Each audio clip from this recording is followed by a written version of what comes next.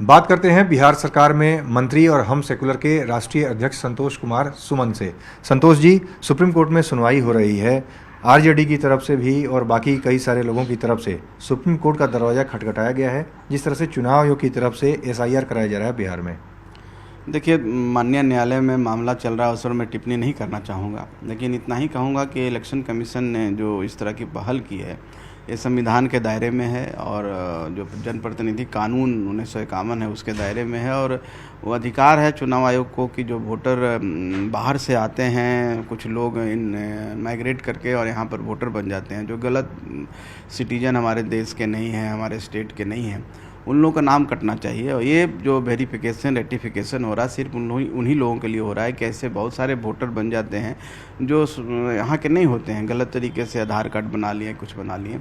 तो एक अच्छी पहल है और हम समझते हैं इसमें एक वोट भी जो यहाँ के मूल निवासी हैं, जो ओरिजिनल वोटर जिनको हम कहते हैं, किन्हीं का वोट नहीं कटेगा। और सब लोग सिर्फ विपक्ष के द्वारा परेशान किया जा रहा है, सबको भ्रामक प्रचार किया जा रहा है और इस तरह की बात किया जा रहा है कि जो ओरिजिनल वोटर हैं, पिछड़े हैं, दलित हैं, उनका नाम कट जाएगा। किन्हीं का नाम नहीं कटेगा। अगर वोट कट जाएगा यहाँ के ओरिजिनल लोगों का, जो हमारे दलित हैं, हमारे अति पिछड़ा हैं, वो सब का वोट कट जाएगा तो लोकतंत्र का कोई मतलब नहीं होता। लेकिन किन्हीं का वोट नहीं कटेगा, उन्हीं लोगों का वोट कटेगा जो बाहर से बुलाए जाते हैं, बोरो प्लेयर के टाइप। जो चुनाव होता है तो बोरो प्लेयर टाइप के लोग जिस तरह से आते हैं और उनके वोटर होते हैं, विपक्ष के वोटर हैं, इसलिए उनको परेशानी हो रही है। और आप देख लीजिए कि किशनगंज एक ज़िला में एक सप्ताह के अंदर 2 लाख आधार कार्ड बनते हैं और 2 लाख लोग का फॉर्म जाता है कि वोटर के रूप में रजिस्टर होने का। इसका क्या मायने है? इसका मायने है कि कुछ इलाकों को टारगेट कर करके ऐसे लोगों को लाया जा रहा है जो वोट दें और गलत तरह लोकतंत्र की हत्या हो। तो इसके रोकने के लिए चुनाव आयोग ने, भारत सरकार ने इस तरह की पहल की है, इसका मैं स्वागत करता हूं। और इस बात को बड़ी जवाबदेही के साथ, जिम्मेवारी के साथ आपसे कहना चाहता हूं, यहाँ का जो मूल वोटर हैं, जो सही में यहाँ के वासी हैं, उनका एक वोट नहीं कटेगा, क्योंकि लोकतंत्र उन्हीं के ऊपर टिका हुआ है। आप किशनगंज का जिक्र कर रहे हैं, तो यानी जो बाहर के वोटर हैं, यानी बांग्लादेश से जो घुसपैठी है, जिसका मुद्दा आप लोग उठाते रहते हैं, तो उनको रोकने की कवायद है पूरी। निश्चित रूप से सिर्फ एक व्यक्ति की नहीं, बहुत सारे ऐसे लोग होते हैं जो स्टेट में, दूसरे स्टेट के प्रदेश के रहने वाले हैं, यहाँ भी आकर के अपना नाम रजिस्टर करा देते हैं, वहाँ भी उनका रजिस्टर होता है। जब आधार कार्ड से उनका मिलान होगा, सब होगा, तो स्वतः उनका भी कटेगा।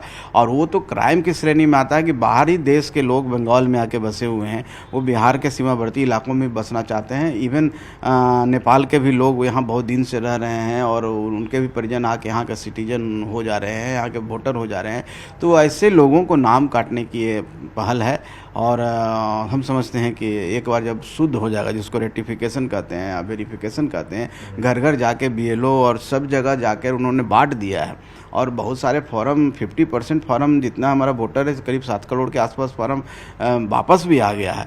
तो इतनी जल्दी अब पूरी तरह से प्रशासन चुस्त है और हर जगह पर, हर स्टेजेज पर काम हो रहा है। आप बीएलओ हैं, आप बीएलओ के ऊपर बीडीओ हैं, सीओ हैं, आपके एसडीओ साहब हैं, डीएम साहब हैं, चुनाव आयोग है, सब तरह से काम करके एक भी त्रुटि और एक भी वोटर जो जेन्युइन वोटर है उसका नाम नहीं कटेगा।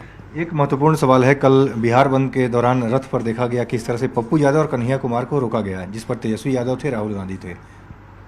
देखिए, निश्चित तौर पर उनका आंतरिक मामला है, लेकिन जिस तरह से व्यवहार किया जाता है, पप्पू यादव जी का तो मुझे पता नहीं है क्या है, वो किस पार्टी में है और क्यों इस तरह की बात करते हैं, बड़ी बड़ी बातें करते हैं। लेकिन जो सामंतवाद का चेहरा जो दिखा और एक नेता जो अपना वजूद है बिहार में, जो सांसद हैं, माननीय सांसद, उनको जिस तरह से धक्के दे करके गाड़ी से नीचे फेंका गया।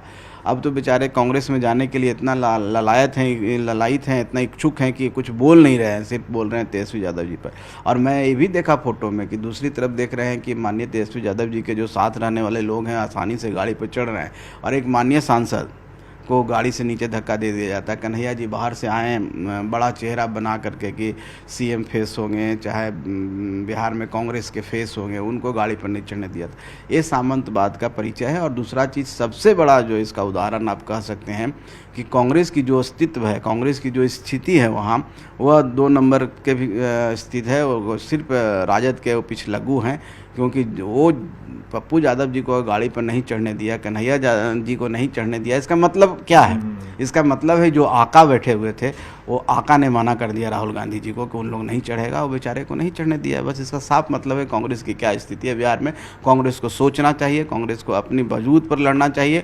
कांग्रेस इतनी बड़ी पार्टी है, देश को आज़ादी दिलाने में कांग्रेस का भी हाथ रहा है, उनके लोग रहे हैं। बड़े बड़े सरकार 40 साल 42 साल जो सरकार में सत्ता में रहा है, उस पार्टी का इतनी स्थिति खराब है, और उसके जो सुप्रीमो हैं वो किसी एक स्टेट रीजनल पार्टी के एक व्यक्ति की बात सुनता है, तो इससे दुर्भाग्य और कुछ नहीं हो सकता लोकतंत्र के लिए।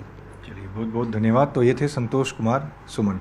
कैमरामैन अपू पाठक के साथ अमितेश सिंह, न्यूज़ 18 दिल्ली।